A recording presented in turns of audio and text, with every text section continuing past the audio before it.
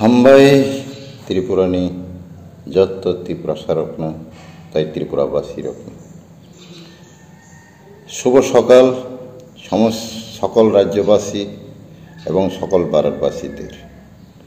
আজকে সোশ্যাল লাইফে একটি কারণে আবার আসতে হয়েছি।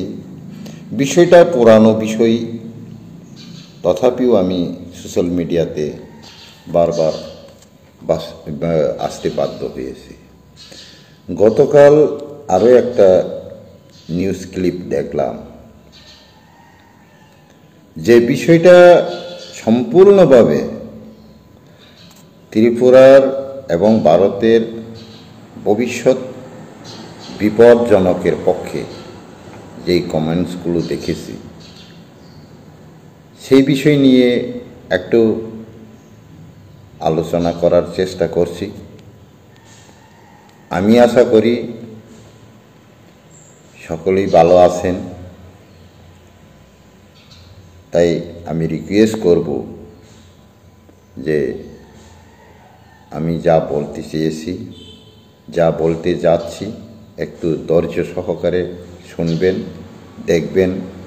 আশা করি আমি যদিও সম্পূর্ণভাবে বোঝাতে পারবো না, কারণ আজকে আমি ককবরকে বলছি না, আজকে সকল অংশের মানুষের বোঝার যে সুবিধা, তার অর্থে বাংলাতেই বলতে যাচ্ছি। সেই কারণে আমি হয়তো বাংলায় তেমন ততটুকু বোঝাতে না পারলেও যতটুকু সম্ভব বোঝানোর চেষ্টা করব। বিষয়টা হচ্ছে এই, যে গত 19 মে কেন্দ্র সরকার একটা নোটিশ জারি করেছিল যে ভারতবর্ষে অবৈধভাবে অনুপ্রবেশ করে যারা বসবাস করছেন, সকল ফ্যাসিলিটিস নিয়ে রেখেছেন, থাকছেন,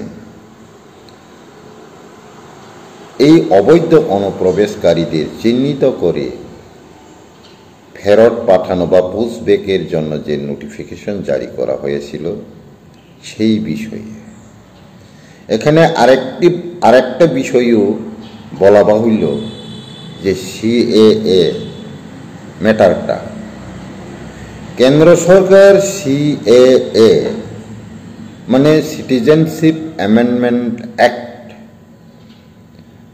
যে সিটিজেনশিপ আইনটি অ্যামেন্ডমেন্ট করেছিল, এখানে পরিষ্কার বলা হয়েছে যে বাংলাদেশ, পাকিস্তান, আফগানিস্তান অর্থাৎ মুসলিম রাষ্ট্রে যারা অমুসলিম রয়েছেন, হিন্দু, খ্রিস্টান, বুদ্ধিস্ট, জৈন অথবা আরও অমুসলিম কোনো ধর্ম থেকে থাকে, তারা যদি ধর্মের ভিত্তিতে, ধর্মের কারণে তাদের উপর নির্যাতন হয়ে থাকে, ওরা বাঁচার জন্য প্রতিবেশী রাষ্ট্র হিসেবে ভারত যেহেতু এক ধরনের হিন্দু রাষ্ট্র বললেই চলে, সেখানেই বাঁচার তাগিদে প্রবেশ করতে হয়েছে এবং করেছেন। বাঁচার জন্য তাদেরকে নাগরিকত্ব দেওয়ার জন্যেই সিটিজেনশিপ অ্যামেন্ডমেন্ট অ্যাক্ট করা হয়েছে, মানে নাগরিকত্ব আইনকে সংশোধন করা হয়েছে। কাদেরকে দেওয়ার জন্য সংশোধন করা হয়েছে? যারা ধর্মের কারণে মুসলিম রাষ্ট্রে অত্যাচারিত হচ্ছেন, লাঞ্ছিত বঞ্চিত হচ্ছেন। जीना मुश्किल हो गया, जीने के लिए वो लोग हिंदुस्तान में घुस ना पारा। अगर ऐसा कोई भी है तो इंडिया उन लोगों को नागरिकता दिएंगे। কথাটি ভালোভাবে বোঝার চেষ্টা করবেন। যারা হিন্দু হওয়ার কারণে অথবা অমুসলিম হওয়ার কারণে বাঁচতে অসুবিধা হয়েছেন, বাঁচার জন্য তারা ভারতবর্ষে প্রবেশ করেছে, তাদেরকেই দেওয়া হবে নাগরিকত্ব অধিকার। কিন্তু এখনো দেওয়া হয়নি, দেওয়া হবে। কিন্তু তাদের কন্ডিশন কি হতে হবে? যে রাষ্ট্রে ছিলেন ওই রাষ্ট্রে সে ধর্মের কারণে অথবা অমুসলিম হওয়ার কারণে তাদের উপর যদি অত্যাচার হয়ে থাকেন, তাদের বাঁচার জন্য, নিরাপত্তার জন্য সরকারের কাছে সহযোগিতা চেয়েছেন, নিরাপত্তা চেয়েছেন, এমন প্রমাণপত্র তাদের কাছে থাকতে হবে। এবং তারপরেও যখন নিরাপত্তা পায়নি, তখনই ওরা বাঁচার জন্য ভারতবর্ষে প্রবেশ করেছেন। এমন হতে হবে ভারতবর্ষে যে দিন প্রবেশ করেছেন, কোন মাসের কত তারিখ প্রবেশ করেছেন, কত সালে প্রবেশ করেছেন, কোন রাজ্যে প্রবেশ করেছেন, কোন ডিস্ট্রিক্টে প্রবেশ করেছেন, কোন থানার অধীনে প্রবেশ করেছেন, সমস্ত কিছু রেজিস্টারেড হতে হবে, ইনফরমেশন দেওয়া হতে হবে। আর তারা ভারতে এসে উদ্বাস্ত হয়ে যারা এসেছেন এই ধর্মের কারণে, তারা এখন ডিটেনশন ক্যাম্পে অথবা শরণার্থী ক্যাম্পে রয়েছেন, এরকম হতে হবে।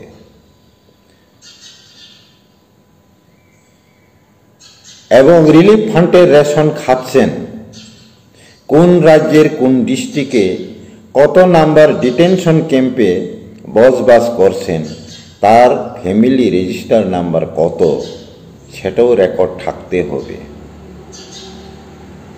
তাও বলা আছে যে বাড়ির সকল ওই দেশে রয়ে গেছেন, মাত্র একজন এসেছেন, তাহলে গ্রহণ করা হবে না।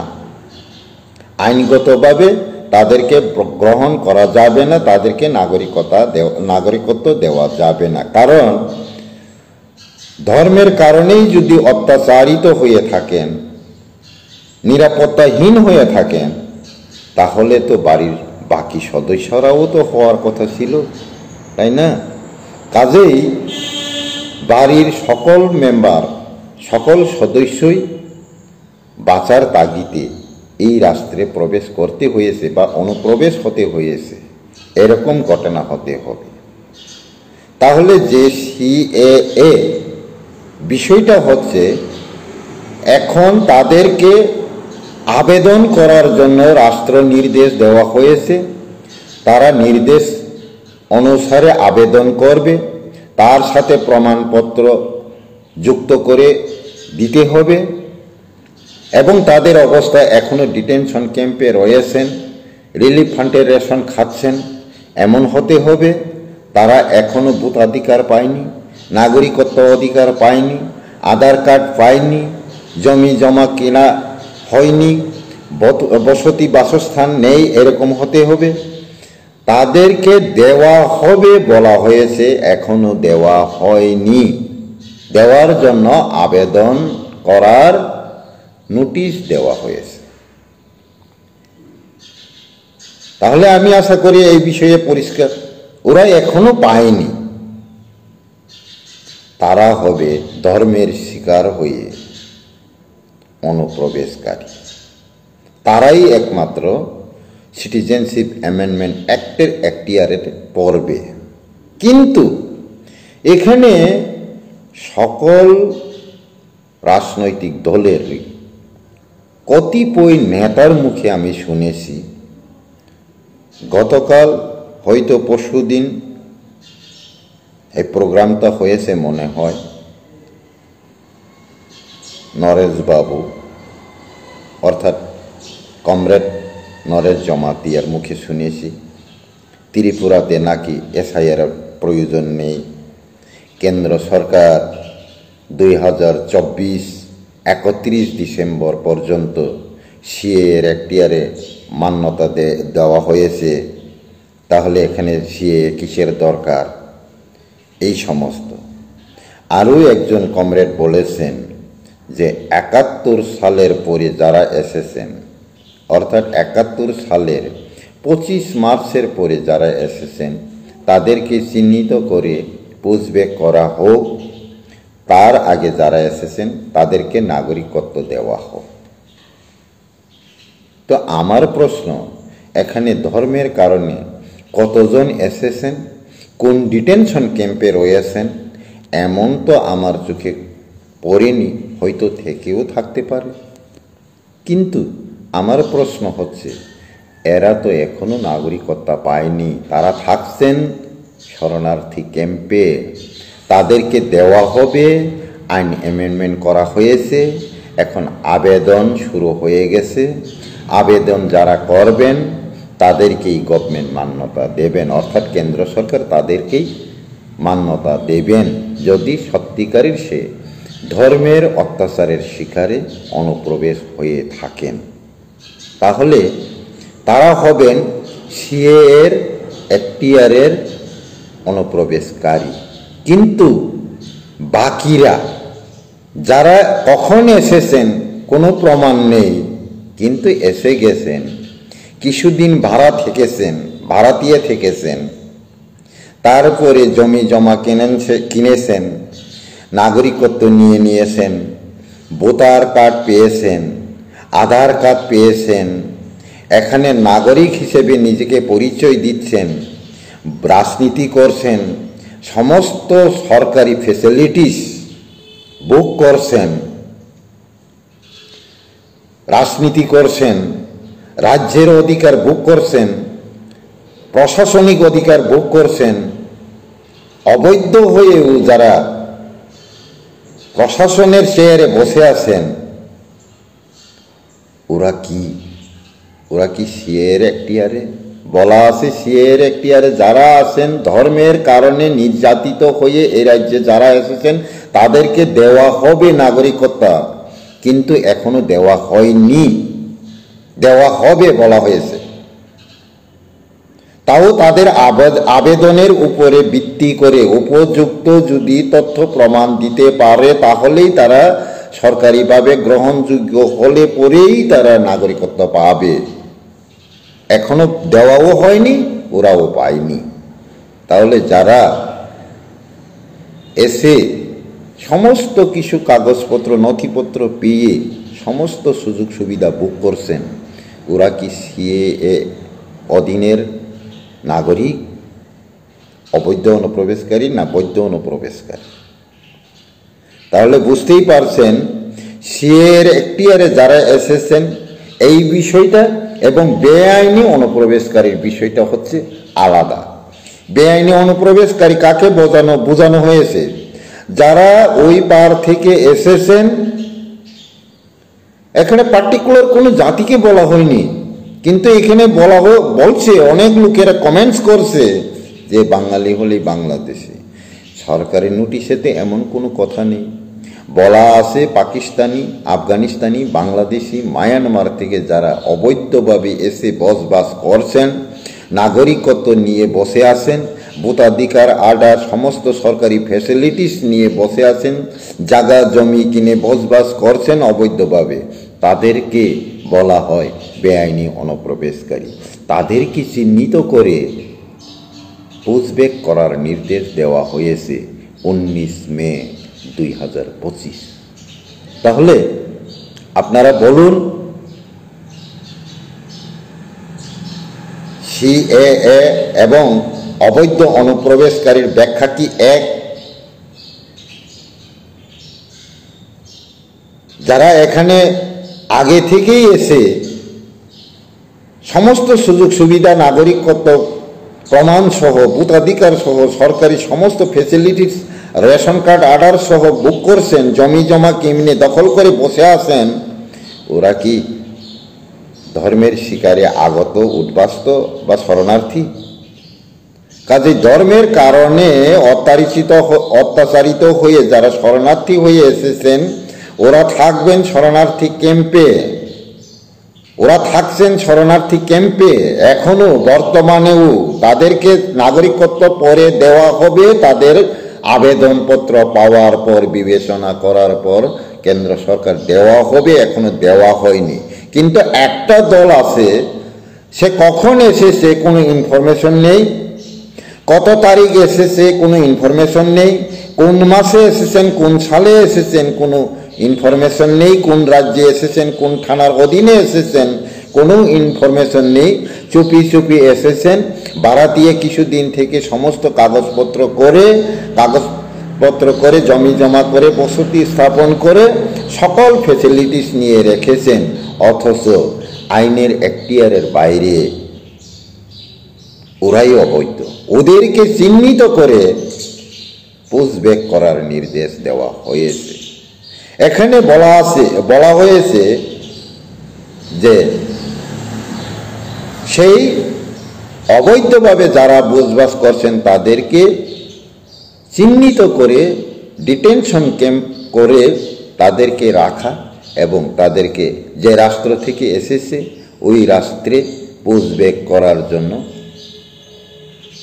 সকল ব্যবস্থার ক্ষমতা প্রতিটি রাজ্য সরকারকে, অর্থাৎ প্রত্যেক রাজ্য সরকারকে দেওয়া হয়েছে। কিন্তু আমি একটা মিডিয়াতে দেখলাম, এক সাংবাদিক ত্রিপুরার মাননীয় মুখ্যমন্ত্রী ডক্টর মানিক সাহাকে প্রশ্ন করেছিল যে বেআইনি অনুপ্রবেশকারীদের চিহ্নিত করে পুশব্যাক করার যে নোটিশ দেওয়া হয়েছে, ভারতবর্ষের বিভিন্ন রাজ্যে তার অ্যাকশন দেখা গেছে, কিন্তু ত্রিপুরায় দেখা যাচ্ছে না। একটা পাবলিক কমেন্টস করছেন, পাবলিক মন্তব্য করছেন, এ বিষয়ে আপনার মন্তব্য কি? এইরকমটাই প্রশ্ন করেছিল ওই সাংবাদিক। কিন্তু মাননীয় মুখ্যমন্ত্রী বলেছিল যে দেখা যাক কি করা যায়।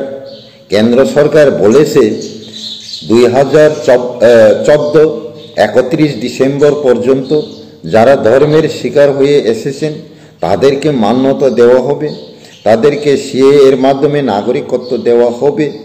এখন দেখা যাক কেন্দ্র সরকার কি করে। রাজ্যের কাজ সরকারের কাজ সরকার করছে, তোমাদের কাজ তোমরা করো, এইভাবে বুঝিয়ে দিয়ে গেছেন, চলে গেছেন উনি।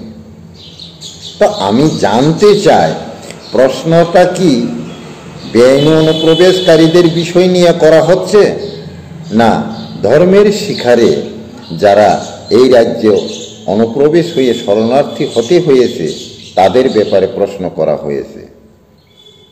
এখানে কোনো অবৈধ নাগরিককে নাগরিকত্ব দেওয়ার জন্য তো সিটিজেনশিপ অ্যামেন্ডমেন্ট করা হয়নি। তাহলে যারা অবৈধভাবে অনুপ্রবেশ করে সমস্ত ফ্যাসিলিটিস নিয়ে রেখেছেন, এখানে বসে আছেন, বসবাস করছেন, তারা কি সিএএর মান্যতা দেওয়া নাগরিক হতে পারে? সিএ বলেছে এখন দেওয়া হবে তাদের আবেদনের পরীক্ষার পর। কে টিকবে না টিকবে সেটা হবে পরের কথা, আবেদন করার পরের কথা, সরকারি বিবেচনা করার পরের কথা। আর যারা তার আগেই অ্যামেন্ডমেন্টের আগেই যারা নাগরিকত্ব নিয়ে সমস্ত ফ্যাসিলিটিস নিয়ে বসে আছেন, ওরা কি ধর্মের শিকারে আগত, না সিটিজেনশিপ অ্যামেন্ডমেন্ট আইনের সাথে তাদের কোনো সম্পর্ক রয়েছে? সিটিজেনশিপ অ্যামেন্ডমেন্টে বলা আছে এখন দেওয়া হবে, এখনো দেওয়া হয়নি। আপনারা তো আগেই নিয়ে বসে আছেন, আপনারা কোন আইনের দ্বারাই এই অধিকার নিয়ে বসে রইলেন? এটা হচ্ছে আমার প্রশ্ন। নরেশ বাবু বলেছিল এখানে তো আর এসআইআর এর দরকার নেই, যেহেতু 2024 31 ডিসেম্বর পর্যন্ত সিএ এর মাধ্যমে সবাইকে মান্যতা দিয়ে নাগরিকত্ব দেওয়ার গ্রহণ করেছে, নাগরিকত্ব দেওয়ার সিদ্ধান্ত নিয়েছে। কিন্তু কাদেরকে? তাদের কি দেওয়া হয়েছে? তাদেরকে নাগরিকত্ব কি দেওয়া হয়েছে না দেওয়া হবে? আর যারা তার আগেই নিয়ে বসে আছেন ওরা কারা? ওরা কি? ওরা কি ধর্মের শিকারে উদ্বাস্ত শরণার্থী না অবৈধ অনুপ্রবেশকারী? কমরেড, আপনাকে আমি প্রশ্ন করি, অবৈধ অনুপ্রবেশকারী আর ধর্মের শিকারে শরণার্থী কি এক? কাদেরকে অবৈধ নাগরিক বলেছেন, কাদেরকে ধর্মের শিকারে শরণার্থী বলেছেন, আপনি এই ডিফারেন্টটা জানেন না? আরো কয়েকজন নেতাদের দেখছি 1971-এর পরে যারা এসেছেন, 25 মার্চের পরে যারা এসেছেন তাদেরকে ফেরত দিতে হবে স্লোগানও শুনেছি আমি। কিন্তু 70-র আগে যারা এসেছেন তাদেরকে নাগরিকত্ব দেওয়া হোক বা দিতে হবে, অথবা তাদেরকে নাগরিকত্ব কার্ড প্রদান করেন, এরকম কোনো সিদ্ধান্ত কি ভারত সরকার নিয়েছেন আদৌ? কোনো অবৈধ অনুপ্রবেশকারীকে নাগরিকত্ব দেওয়ার জন্য কি সরকার কখনো পদক্ষেপ নিয়েছেন, অ্যামেন্ডমেন্ট করেছেন?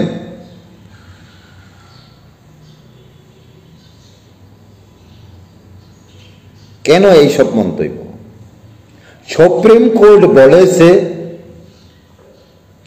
আসামে আগে তাদের আসামের আবেদনেই 1966 1 জানুয়ারি পর্যন্ত, মানে 31 ডিসেম্বর পর্যন্ত যারা এসেছেন তাদেরকে নাগরিকত্ব দেওয়ার জন্য আসাম গভর্নমেন্ট আপিল করেছিল। সেটা সুপ্রিম কোর্ট তাদেরকে মান্যতা দিয়েছে। তারা আবার আবেদন করেছে 1966 1 জানুয়ারি থেকে, মানে প্রথম 1 জানুয়ারি থেকে 1971 25 মার্চের মধ্যে যারা এসেছেন উপযুক্ত যদি প্রমাণ দিতে পারেন তাহলে তাদেরকে আসামে নাগরিকত্ব দেওয়া হবে। এটা হচ্ছে আসামের সরকারি আবেদনের উপরে অথবা আসাম চুক্তির বিষয়ের উপর নির্ভর করে সুপ্রিম কোর্ট আর এই মান্যতা দেওয়া হয়েছে। বাকি রাজ্য কি হবে? আর্টিকেল নাম্বার 6A ধারা মোতাবেক 1948-এর পরে যারা এসেছেন তারা সবাই অনুপ্রবেশকারী। ওই 25 মার্চ 1971 পর্যন্ত যে মান্যতা দেওয়ার কথা বলেছে সেটা হলো শুধু আসামের জন্য, only for Assam state, not overall India. সারা ভারতবর্ষের জন্য এটা বলা হয়নি, শুধু আসামের জন্য বলা হয়েছে। বাকি রাজ্যে কি হবে? বাকি রাজ্যে হবে সংবিধানের 6 নম্বর ধারা এ উপধারা মোতাবেক 1948-এর পরে যারা অবৈধভাবে এসেছেন এই ভারতবর্ষে তারা সবাই অবৈধ নাগরিক। তাদেরকে চিহ্নিত করে ডিটেইন করতে হবে এবং যে রাষ্ট্র থেকে এসেছেন ওই রাষ্ট্রে পুশব্যাক করার জন্য, অর্থাৎ বিতরণ করার জন্য নোটিশ দেওয়া হয়েছে। তাহলে এখানে কতিপয় তীব্রমথার নেতারার মুখেও আমি শুনেছি 71-এর পরে যারা এসেছেন তাদেরকে ফেরত পাঠাতে হবে। এখানে কোথায় পেলেন আপনারা 71 25 মার্চের আগে যারা এসেছেন তাদেরকে নাগরিকত্ব দিতে হবে, দেওয়া হোক, এরকম নোটিশ কোথায় পেলেন আপনারা? কাকে খুশি করার জন্য? কার কাছে প্রিয় পাত্র হওয়ার জন্য এই মন্তব্য? আইনকে অমান্য করে, সংবিধানকে অমান্য করে যারা এই ব্যাপারে বারবার কমেন্টস করছেন, আমি তাদের প্রতি রিকোয়েস্ট করি, অনুরোধ করি, আপনারা একটু ভালোভাবে সংবিধানের গাইডলাইন অনুসরণ করুন, উপযুক্ত আইনি ব্যবস্থা নেওয়ার জন্য আবেদন করুন। আপনারা যদি সেই বিষয়ে পরিষ্কার জানা না থাকে জানার চেষ্টা করুন, যদি পরিষ্কার না বুঝেন বোঝার চেষ্টা করেন। কাকে খুশি করার জন্য, কার কাছে প্রিয় পাত্র হওয়ার জন্য আপনারা এই মন্তব্য করছেন এতদিন? কেন বারবার একের পর এক এই মন্তব্যগুলো করে যাচ্ছেন? পাবলিককে মূর্খ বানানোর চেষ্টা করছেন কেন? সব সরকারের আমলেই অবৈধভাবে আসছে, নাগরিকত্ব পেয়ে যাচ্ছে। এই দুটো চোখ কি শুধু আপনাদের কাছেই আছে? বাকি জনগণের কাছে কি দুটো চোখ নেই? ওরা কি দেখেননি? জেনে শুনে যদি করে থাকেন, না জেনে যদি করে থাকেন, তাহলে জানার চেষ্টা করবেন সংবিধান কি বলছে, আইন কি বলছে। আর জেনেই যদি করে থাকেন, তাহলে আপনারা নিশ্চয়ই বিদেশি দালাল অথবা বিদেশি এজেন্ট, আপনাদের মতো নেতাদের কারণে আমাদের দেশের ভবিষ্যৎ, আমাদের ভারতবাসীর ভবিষ্যৎ, ত্রিপুরাবাসীর ভবিষ্যৎ অন্ধকার হয়ে যাবে, সূর্য ডুবে যাবে, নির্মূল হয়ে যাবে, তাদের অস্তিত্ব ধ্বংস হয়ে যাবে।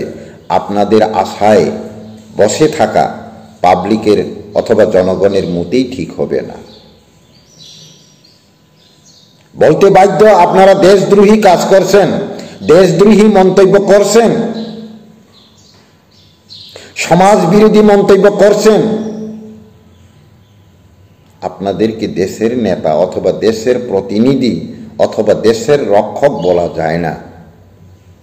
যে কমেন্টস করছেন, যে বক্তব্য রাখছেন প্রতিনিয়ত যার যার প্রোগ্রামে,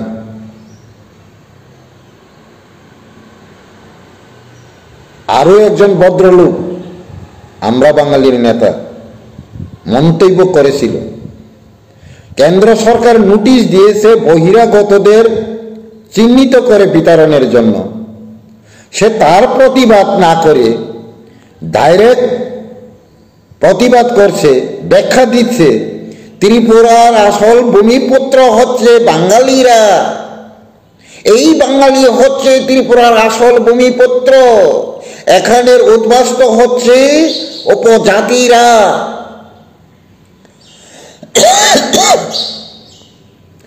কে উদ্বাস্ত, কে ভূমিপুত্র, কে নাগরিক, কে বৈধ নাগরিক, কে অবৈধ নাগরিক, সেটা আইন প্রমাণ করবে, সেটা আইন প্রমাণ করবে। ত্রিপুরার নাগরিক শুধু ত্রিপুরী নয়, ত্রিপুরীরা কখনো বলেনি এই রাজ্যে বাঙালি নেই।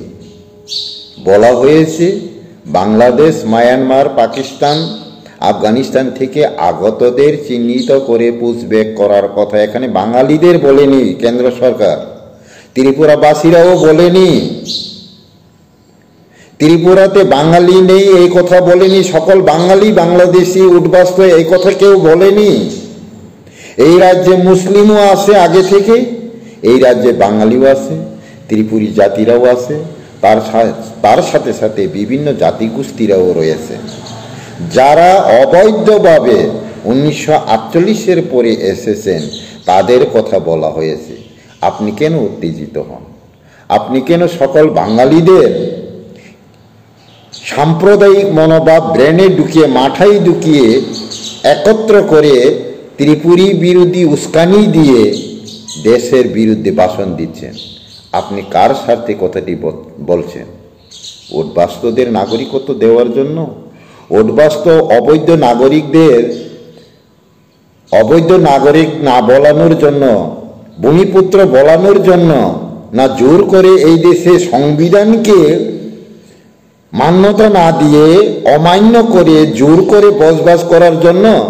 না আপনি অরিজিনালি বাংলাদেশি, অথবা আপনি কি অরিজিনাল ভারতবাসী?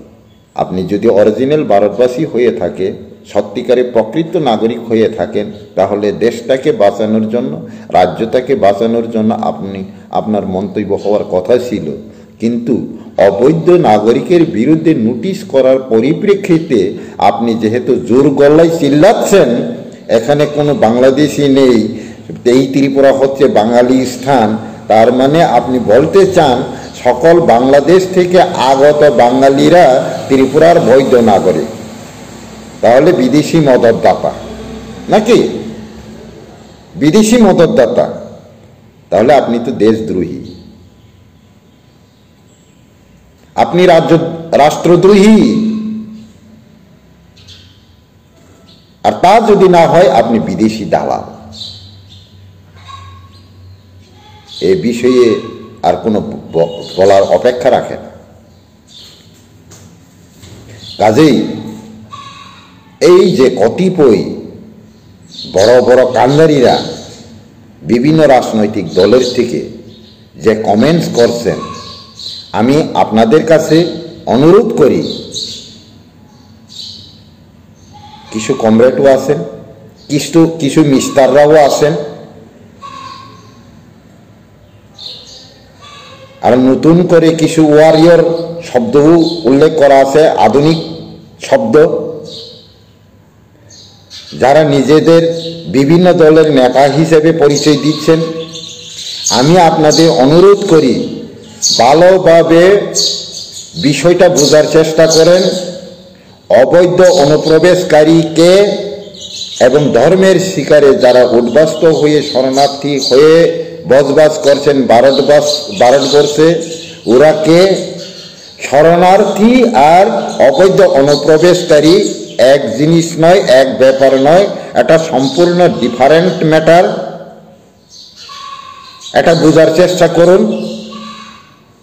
ধর্মের শিকারে অত্যাচার হয়ে, ধর্মের কারণে অত্যাচার হয়ে যারা উদ্বাস্ত হতে হয়েছেন, তাদেরকে সিএর এখতিয়ারে নাগরিকত্ব দেওয়ার কথা ভারত চিন্তা ভাবনা করে নাগরিকত্ব আইন সংশোধন করেছেন, সিএ সিটিজেনশিপ অ্যামেন্ডমেন্ট অ্যাক্ট করেছেন। যারা ওই এখতিয়ারে আছেন, ডিটেনশন ক্যাম্পে রয়েছেন, যারা এখনো নাগরিকত্ব পায়নি, আধার পায়নি, ভোটাধিকার পায়নি, রেশন কার্ড পায়নি, ওরা আবেদন করবে।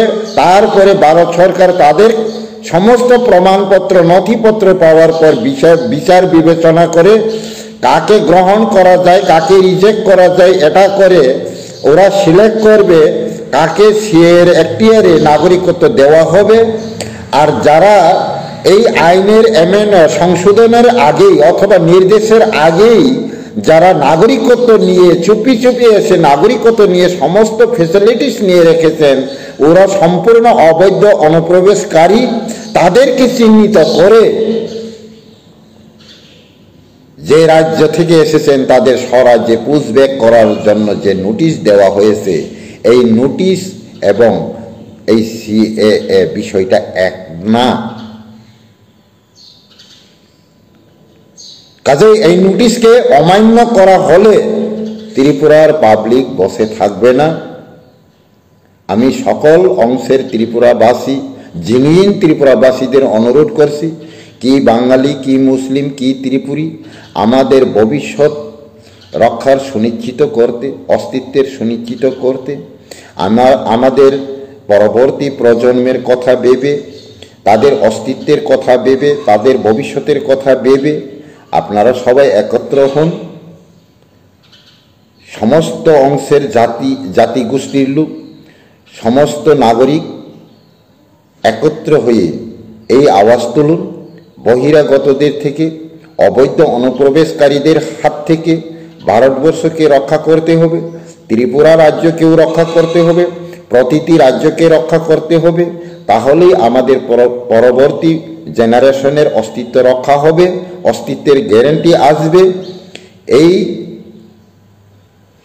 বিষয়গুলো সামনে রেখে এই নোটিফিকেশনটাকে 100তে 100 ভাগ কার্যকরী করানোর জন্য প্রসেসটা হবেন এবং প্রসেসটা নেবেন এবং সম্পূর্ণভাবে কার্যকরী করার জন্য আপনারা তৈরি হয়ে যান।